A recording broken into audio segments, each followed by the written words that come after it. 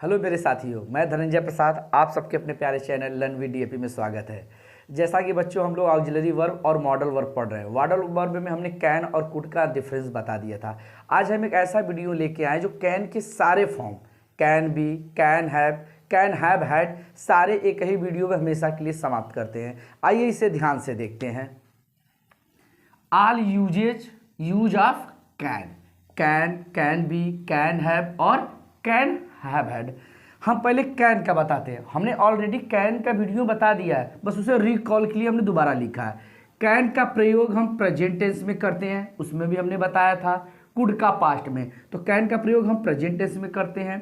इसका हिंदी जो मीनिंग होता है उसे बोलते हैं सकना। क्या होता है? सकना। हिंदी वाक्य की क्रियाओं के अंत में जब इसका हम हिंदी का अनुवाद करते हैं, ट्रांसलेट करते हैं, तो हिंदी में आता है सकता है, सकती है, सकते हो, ईटीसी। और सभी को पता है कि इसके पहले वीडियो में हमने बताया था कैन का मोस्ट उपयोग कहाँ होता है? पावर, एबिलिटी, कैपेसिटी एंड क्या है? परमिशन के लिए प्रयोग होता है। आइए उसे एक एग्जाम्पल के माध्यम से देखते हैं। दिया है तुम चल सकते हो, यू कैन वॉक। तुम चल सकते हो, यू कैन वॉक। अगर हम बोले थे तुम अंग्रेजी बोल सकती हो, यू कैन स्पीक इंग्लिश। तुम मधुर गीत नहीं गा सकते हो, you can not sing a sweet song. हमारे कहने का तात्पर्य मेरे प्यारे बच्चों, अगर इसका निगेटिव हो या इसका सकता है, सकते के लिए इसमें हमने बहुत डिटेल वीडियो हमने इसके पहले वाले में बताया है, आप उसे अच्छे से कर सकते हैं। अगर एक आध एग्जाम्पल और देखना चाहते, तुम दौड़ सकते हो, यू कैन रन। अगर बोल दिया जाए तुम बहुत तेज नहीं दौड़ सकते हो, you can not run very fast.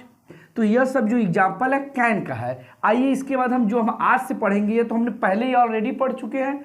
आज हमें पढ़ना है कैन बी, कैन हैव और कैन हैव हैड। तो आइए इसके बाद हम कैन बी का प्रयोग करते हैं। अगर इससे स्क्रीनशॉट लेना है तो आप लोग ले सकते हैं। आइए साथियों, हम कैन बी का यूज देखते हैं। कैन बी क्या कहता है? कैन बी का हिंदी मीनिंग में हो सकता है, हो सकती है और हो सकते के भाव प्रकट करने में होते हैं, लेकिन कब? पैसिव वॉइस में।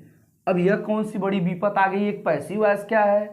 तो पैसिव वॉइस केवल बेटा बच्चों मेरे बस एक ध्यान देना कि पैसिव वॉइस में केवल वर्ब का थर्ड फॉर्म यूज करते हैं। जब हम पैसिव वॉइस पढ़ाएंगे तो पूरा डिटेल इसके बारे में पढ़ेंगे। तो इसका स्ट्रक्चर देख लीजिए, subject plus can be plus verb का third form plus object.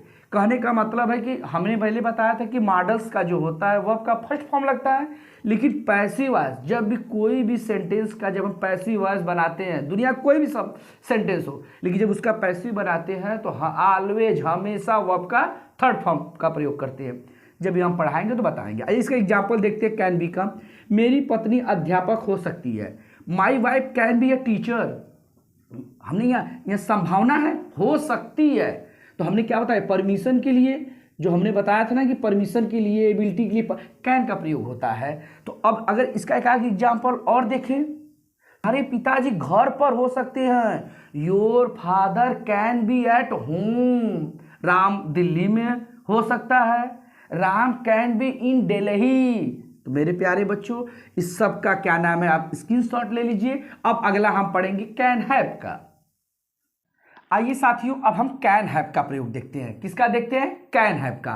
Can have का हिंदी जो मीनिंग होता है, पास हो सकता है। तुम्हारे पास यह हो सकता है, तुम्हारे पास वह हो सकता है, पास हो सकता है। इसमें किसी प्रकार का वर्ब का प्रयोग नहीं होता। इसमें मतलब वर्ब नहीं होगा। आइए देखते हैं। उन लोगों के पास सोना हो सकता है, they can have gold, they can have gold.